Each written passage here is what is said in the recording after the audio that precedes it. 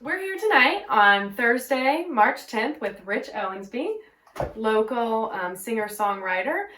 So you do indie stuff. Is that indie rock? Is that kind of your style? A little bit, yeah. That's kind of what it's sort of ended up being. Okay. I hew pretty close to like the alternative indie thing, just because that naturally you're dude out there just with a guitar, you're gonna play either if it's just yourself, you're basically gonna play like super sensitive pick stuff, or you're gonna beat the hell out of the guitar. So I try to do both. Yeah. I try to give the crowd a little variety. Okay, yeah. Give them the option. So yeah, that's typically what it is. I like bands along the lines like Modest Mouse and Franz Ferdinand because I came up so in like the early aughts. I love saying that. And so that was when Strokes, Franz Ferdinand, all that stuff came through, and then that's just kind of you love the music that you heard in high school, and so I've always kind of stuck to that and written along the lines of that. Okay, cool. So, how long have you been playing / singing / songwriting? So it's been since I was a teenager. I always feel like people think it's like late bloomer if you're a teenager. I've heard that in interviews before. I don't think so. No. Yeah, I know it's weird. It's never too late to learn. Yeah. That seems like that's when the young lads pick up their guitars and try to impress all the folks out there. Yeah. But yeah, so we were. It actually had to do with my brother. My brother Will. He was looking to start doing music of his own, and then had needed somebody to play guitar for him, and so he kept kind of bugging me about it. He would mention it sort of offhand here and there, and then we were actually going down to look at colleges for him in Georgia, and we stopped at a pawn shop, and he saw this old beat up guitar, and it's like, it's Squire by Fender. I've heard of Fender. Why don't you get this? And so it was $150, something like that. I got that plus the Burt Casey Guide to Rock and Roll or something like that. Yeah, you're set to go. That's right. I learned how to play Wild Thing within the first week. All right. Sometimes that's not. You gotta start somewhere. I mean, yeah. Yeah. So yeah, and then it just kind of blossomed from there, where I just sort of kept up with it and wrote all through high school.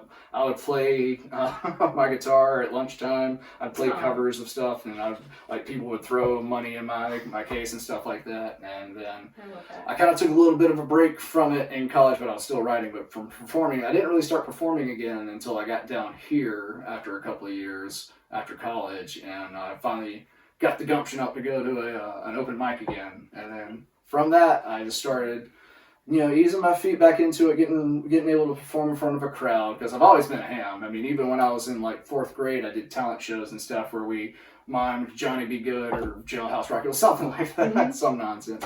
And yeah, it's honestly, I always tell people that like, if I couldn't do music, I don't know really who I would be. I'd really have to like reevaluate, because it's a huge part of who you are. Yeah, it's so integral to my life, and I write and record and mix my stuff, and so I obsess over that. But luckily I work on headphones, so my girlfriend doesn't have to worry about hearing the same 3 seconds over and over again. I'll get that snare right one day, I promise. Yeah. Well, cool. So when you came down here, so where are you from? So I'm originally from the upstate. I'm from Union. Okay, yeah, I know exactly where that is. Oh, wow. All right, good. Good for you. Because most people Thank you, my South Carolina knowledge. Hey! All right. So, yeah, I'm actually from Union, and I went to Winthrop University up in Rock Hill. Great. And, yep, it's a terrific place. Learned a lot up there, and then I actually got hired by one of the local news stations here, because I went for broadcast journalism up there.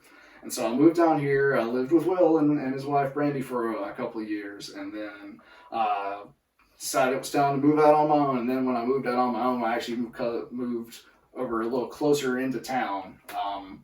That was when I decided to like, all right, well, I can go to these open mics and still go to work. It's fine. I'm not, driving crazy a long time to and from. So that was where that started, and that's where I've been. And I've been writing. I've played in a punk 2-piece called Dryberg that the people who knew us really liked us. Yeah. So it was a great time. Met a great friend, good guy, Brett Wider. He plays drums for this band called Distractions now. They used to be the Acme Effect. It's a terrific band, so check them out, if you haven't yet. And we played together for a few years, like 3 or 4 years. That's what a lot of the memorabilia stuff is up there, because there were really good times. I got to let out my angsty jump around with the guitar. It's punk, man. Yeah. That's what it was. Punk is a niche. Yeah. Niche. No, say it like niche. That way everybody thinks we're all classier than we are. I don't know how to say it. I think I say it different every time. Okay. So. Well, one of these times we'll get it right. I say it like I say it. And I never know how I'm going to say it. Okay. I mean, hey. But anyway. Keep the viewer guessing. Punk is a very specific thing, so it's a great way to get your angst out. Yeah, I mean, like everybody, I feel, has like those moments where and I've never really wanted to try to claim to be punk. I just always said I like to play loud, fast guitar. Yeah, and, you can have multiple things. You can play punk and other things. Oh yeah, you totally can. It's just I didn't want to have to worry about necessarily being like, oh, he's trying to be punk this rocker. Yeah. I was just like, gotcha. I like to play loud and fast, and I like to play like Foo Fighters, but I also like. And don't label me. Yeah, there you go. Cool. So, So you've been in the Columbia music scene for what, 10, 12 years? Oh, jeez, probably that here and there with open mics, and then more seriously within the last 7 to 8 in terms of performing regularly. You've got a good solid foundation there. Yeah, a little bit. Where do you like to do open mic? I haven't played open mics in a while just because of the pandemic and everything, but when I did, I would go to a place called Keg Cowboy over in Lexington. Mm-hmm. Yes, Keg is it's honestly one of my favorite places to go in Lexington. It's been a while since I've been there, but it was always a good scene. I actually hosted the open mic there a couple of times. Okay. So yeah, I loved being out there. Loved the people. Loved the owner Brian. So it was a good opportunity. I met a lot of great guys. There used to be a place in town called the Kraken. Right? Yes. No. Yes. It's up there. Yeah, the Kraken Gastro Club. Yeah. So I would play the open mic there, and I played a couple of gigs there. And that's no longer there. It was even before the pandemic. That one went down. But that was it. My favorite spots to perform though, honestly, are like bars and bars and coffee shops. I really love playing at places like Random Tap or Drip or somewhere like that, where people can, they sit there and there's nothing else really to distract them because you're the entertainment. So maybe they'll ignore you, but it's still. But that's right. What they hear when they're there. Exactly. So and I just exposure. Yeah, and I love playing to people regardless, but I especially love it when the people actually listen and clap and so on. Well, that's ideal. That's what you want. But hey, I mean, I just love performing just regardless, like I said. So any gig that I can get, I'll give it my best, and then I'll try to get back when I can. Yeah, you have nothing to lose if you're giving it your best. There you maintain your integrity as an artist, and you have nothing to lose. Yeah, I mean, I try to. I like to think of it like that. I guess that's a good way to put it. Yeah. But I mean, I'll play wherever anybody wants me to play. As long as somebody doesn't throw a tomato or something at me, I'll keep banging on my guitar in front of them. All right, so, I like that. I like that attitude. Yeah. So. Yeah. Cool. So I saw that you have 4 singles out on Bandcamp right now. Is that correct? I think so. Okay, and including your most recent one, Little Moon, which we talked about, and that came out in 2021, right? It did. It was. I wrote it before the pandemic, because I met my girlfriend Jen. We've been together for a little over 2 years now. Yeah.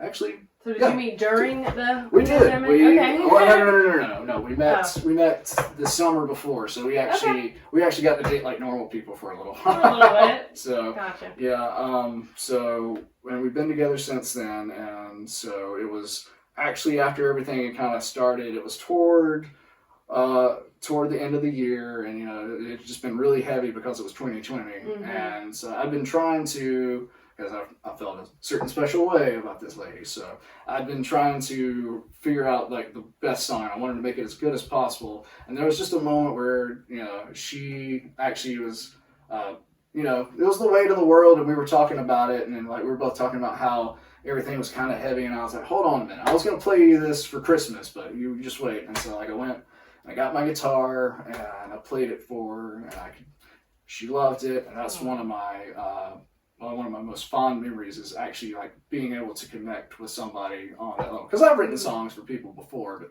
but this is one that like I used her lines from her favorite poem, like referencing that in there, and then I just kind of changed it to and Little Moon is like my nickname for her and everything like that. So that's why really that's the line, because she loves the moon and stuff like that. So I wanted to kind of like ride around that and make sure it was something that was very personal between us. That I also like to share because it's got those Weezer vibes as well. Because it's got that's the super poppy, like power pop kind of side of the stuff that I write. What a sweet gesture. Yeah. I love that.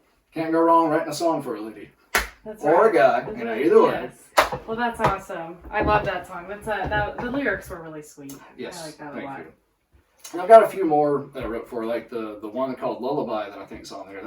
That's another one that we were just talking, and then she wanted me to play her a song to help her relax because we were talking over FaceTime. Oh, and so that's so sweet. Yeah, I just got that song just like off the cuff. I was like, wait a minute, and so I put my phone out with a little voice record and did the voice memo.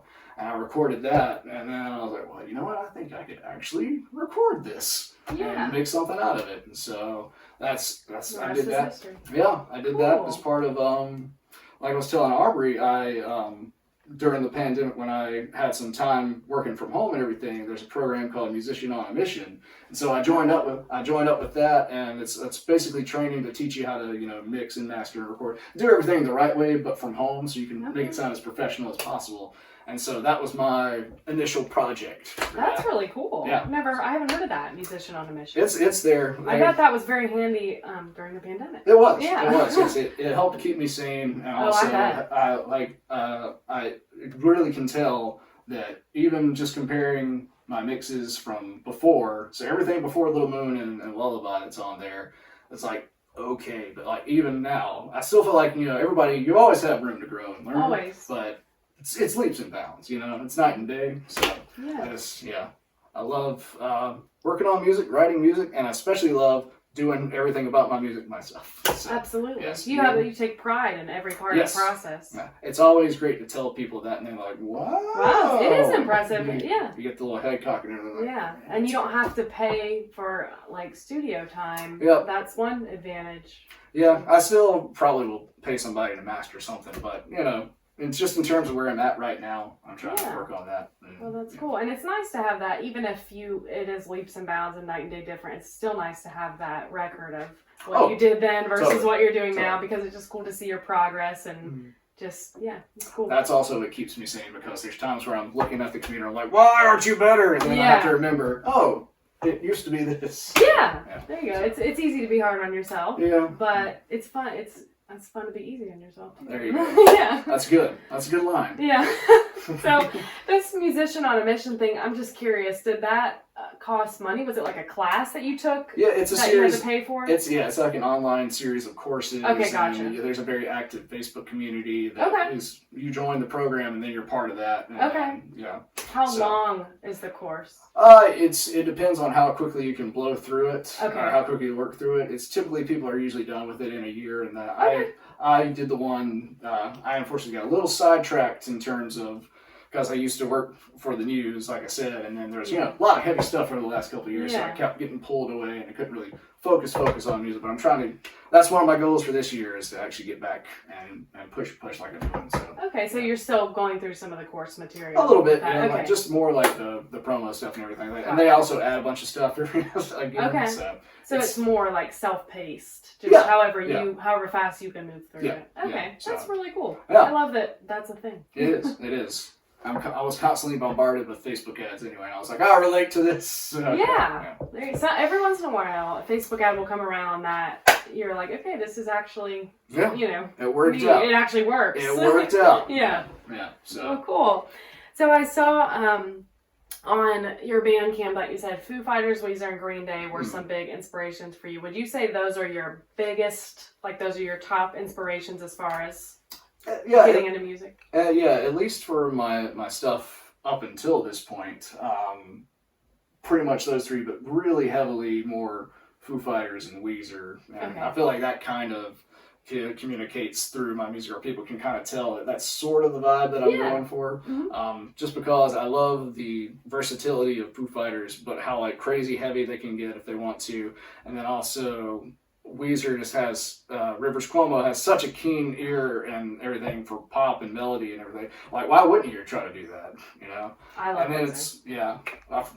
I Here we go. love them. On top. What's your On top. favorite There you Weezer album? Blue Album. It used to be Of course. Pinkerton, but that was Okay. because I was in high school. That's a great record. I mean, they're all really great. It's terrific, and I will not slight anybody for saying Pinkerton, but Blue Album, just bang for your buck if you want to listen to just good old-fashioned crunchy guitars and people singing lovely little earworm lyrics. Oh, yeah. Plus, Blue Album has Say It Ain't So and In the Garage, and In the Garage was my theme song, basically. Still kind of is. And Buddy Holly, right?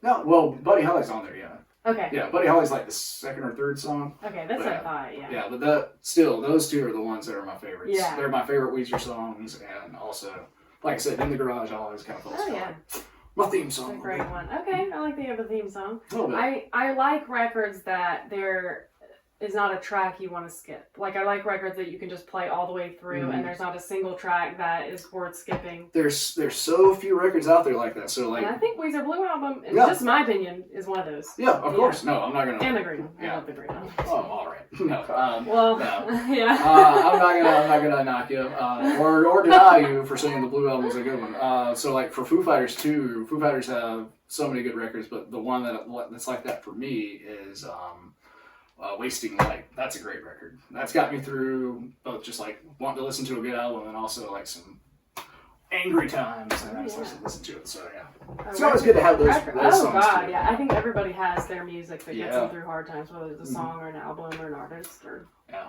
I used to have a playlist on my little iPod that was called Sad/Angry Bastard music. Hey, So there you that's, go. That's what It's it is. a mood. Yeah. Yeah, I took the Weezer green CD for my preschool show and tell when I was 4 years old. I don't say preschool. I had forgotten to. Well, my dad had driven me to preschool and dropped me off, and I had forgotten that it was show and tell. And we were like pulling up to the school, and I was like, "Oh my God, today's show and tell! I forgot." And he got so irritated with me, and he was like, "How could you not? You didn't tell me this ahead of time." And he's like looking around his car, scrambling, and he's like, "Let's see what's in the CD player." And it was the Weezer green CD, and he pulled it out and he looked at it for a minute, and he was like, "Take this." And they had a CD player in the preschool room, and so that was my show and tell. And the teacher let me play the CD for show and tell. So that was an early Weezer memory that always kind of stuck with me. So Dad says track 3. that's right. Yeah. And it was such a spur of the moment thing that worked out, and whatever. Yeah. No, that's some of the best moments are like That's that. right. Yeah. So what is I've been asking everybody this lately, what's your favorite like rainy day, sad, indoor day, either album or song or artist? When it's gloomy outside and you're just chilling in the house, what kind of music would you reach for? So I'm not going to be that guy and say mine, but I really relate to my music. But my You music. can say yours. Well, I mean, There's nothing wrong with that. sometimes it really depends on what is. So like if it's like a sad, really like, and I'm down. Like I was a big Alkaline Trio fan, and like Death Cab for Cutie. Not too big of them, but there's a few songs of theirs that I would throw in the mix. So Sea Change by Beck was a good album like that. So. Kind of like I would put on that old mix CD that I had of like those songs. Yeah. So like from I think it was Good Morning with MOURN because hey They're edgy. yeah, that's right. No, and so like songs from that one and Sea Change, and then the sadder Green Day songs, and then if I wanted to like scream, I would play Foo Fighters and do that kind of thing. So yeah, or Pinkerton, honestly. Yeah. So really like that stuff, and then when I'm done with that, or if I am being real full of myself, I'll play my stuff. There So you go. yeah. You can be full of yourself. Yeah. Be full of yourself. There we go. So, thank you for humoring me with that question, because that's not always an easy question off the top of your head. Yeah. But, I mean, like I told you, like I kind of lean toward writing sadder stuff anyway, unless I have the proper inspiration, like I have with Jim to write those nice, pretty songs. So it's something that I've kind of always got in my back pocket a little bit. Yeah. Never really just like oh it's cloudy, well, I'll put on this track. But more like when I'm feeling down, then I'll play. It's more of a mood. Yeah. So like yeah, if I want to hear like something sad or angry, then yeah. I like a lot of old soul stuff too, because my mom actually raised us on Motown and stuff like that. So you can never go wrong with that kind of stuff. No, certainly not. The best part though was when I was like 4 or 5. I was, and this will date me since you were a preschooler when the Green Album came out. When I was in elementary school, it's maybe like 2nd or 3rd grade. Like I thought popular music was like Sam Cooke and the Temptations and Elvis. And then I went to the elementary school dance or whatever. It was like some pizza party thing, or I don't even remember. We were in the cafetorium, regardless. The cafetorium? That's right. Is that like the cafeteria mixed with the auditorium? Well, hey, somebody figured it out. I've never heard of a cafetorium, I must say. And you say you have South Carolina knowledge. Cafetorium? I've never heard that word before. Am I the only one who's never heard that word? Yes, you are. I'm sorry, but yes. What? It's an age thing. It's an age thing. Okay, maybe I'm just young. It's fine, whatever. You were going to say something that was going to date you anyway, so just keep on that track. Oh yeah. You were in the cafetorium. I was in the cafetorium. And you know, it might honestly just been a regular cafeteria and I just made a bad joke. Anyway, I was in that area. Freudian slip. There we go. And they played the Tootsie Roll and I was like, wait, what is this? Yeah. And I was like, oh yeah, and so I got out there and I danced and did that. And I was like, okay, so there is music outside of these old people. Yeah. So, that's great. Yeah. And that was the journey, but I always credit my mom for really like music being such an integral part. Because she would play the radio in the morning, and it was always like the light rock station. So who wanted to hear that? But like when we were in the car, she'd flip it over to the oldies and stuff like that. So yeah, I would hear like the old soul singers and stuff like that, and just hear musicians and people actually connecting and vibing, and then it communicates through the music. And so that's what I try to do with my stuff. When I record it, when I play it, I try to just give it as much as I can so people can see and feel what I feel, or what I would at least hope to do justice to, like, the artist, what the artist wanted to do. Yeah, to connect. Listening to on a rainy day. That's what's for. Yeah, that's right. And that's a great musical memory to have, to be able to say, like, my mom playing Motown stuff is one of the main reasons why I'm in. It's great to have that foundation and that memory. Yep, and it was always, like, my parents never, like, really said, no, don't do this. I mean, they, of course, were like, you should make sure you can make money. Oh yeah, that's always the concern. But they were always very supportive. And in fact, one of my other favorite memories was I played a some kind of like open mic competition or something like that at a place called the Sylvia Theater in York County, and nobody that I knew was able to come, at least that I knew of. But like everybody that I could tell, I told. And so I got there and I didn't really see anybody that I knew, so I was like, oh crap. So I got up there and I played Jamie by Weezer. Okay. And that's that little like da da da da da da da da da da. And so that's how it ends after doing that through this. And so when I hit the da da da da da da da da, I was nervous the whole time. I was like, I can't see anybody because of these lights, and I guess they'll like that. I don't know. Da da da da da. And then woo! And everybody did that, and I was like, all right. And so it was because it was like a 2-week thing, so I came in first that week. I didn't win the next week. The next week was not that great, but that's a major dopamine hit. Yeah, either way. It was, and the best part about that night though was after I was done, I was just like walking out and I was headed to my car, and then I saw my dad there, and I could tell that he'd been there to see me play, and also he was definitely there when they said I was first that night, and he was so proud. And I was just like, wow, I did that. I made my dad proud. Don't we all want to do that? Yeah. That's something that I will always carry with me and remember. What a great story. Yeah. I love that.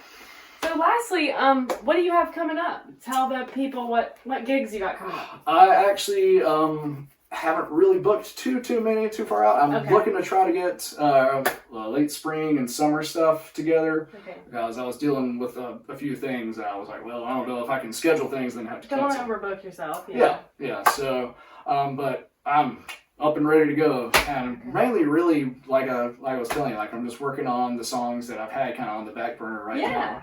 That I was working on right there. You guys are taking pictures. We got our own little That's right. sneak peek of the new tracks. Yeah, so. Okay, so look out for those sometime soon. This year. That's great. That's always my goal though. So this year, 2022, that's the one. That's great. There we go. That's awesome. Yeah. Well, thank you so much for being here tonight. It's been very enjoyable. Thank you for coming out and saying, hey, we'll listen to you thing on your guitar for a minute. Absolutely. It was great. So thank you so much for being a feature on our little thing. So some jams. Thanks for jamming with us. Thanks for jamming with us. I always forget to say that. I do too. That's the first time we've ever said it. That's our little slogan, and we're trying to tag, with the thing, and I'm trying to remember We just always forget to say it. Yeah, but we always remember to type it. Okay, I'm done when we here. post.